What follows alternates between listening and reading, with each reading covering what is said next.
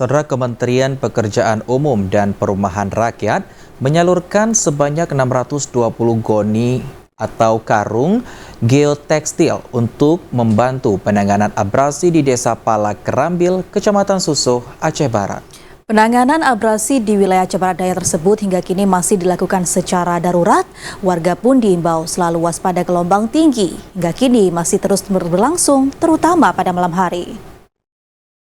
Hingga kini dampak abrasi di Kecamatan Susoh, Aceh Barat Daya kian meluas hingga mencapai 800 meter.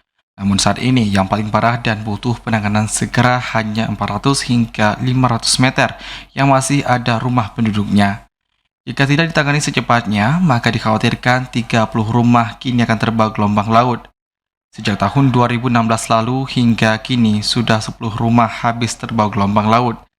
Kepala BPBK Aceh Barat Daya Armayadi mengatakan untuk menekan dampak abrasi tidak terus meluas, PJ Bupati Aceh Barat Daya telah menginstruksikan seluruh ASN dan non-ASN dan seluruh SKPK untuk melakukan gotong royong bersama di lokasi. Gotong royong bersama ini juga dihadiri langsung oleh PJ Bupati Aceh Barat Daya Darman Sansah bersama puluhan personel TNI, Polri, dan Tagana Aceh Barat Daya. Meter Pak abrasi di Desa Palak Kerambil. Kalau total hitungan kemarin 850. yang perlu ditangani.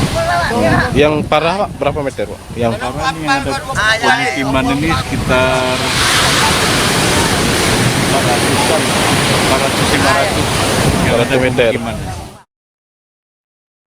Pemasangan goni geobak bantuan dari Kementerian Pekerjaan Umum dan Perumahan Rakyat Republik Indonesia sudah jauh lebih efektif dari goni biasa yang terisi pasir. Kalau goni biasa tak tertahan lama akan ikut terbawa bersama gelombang.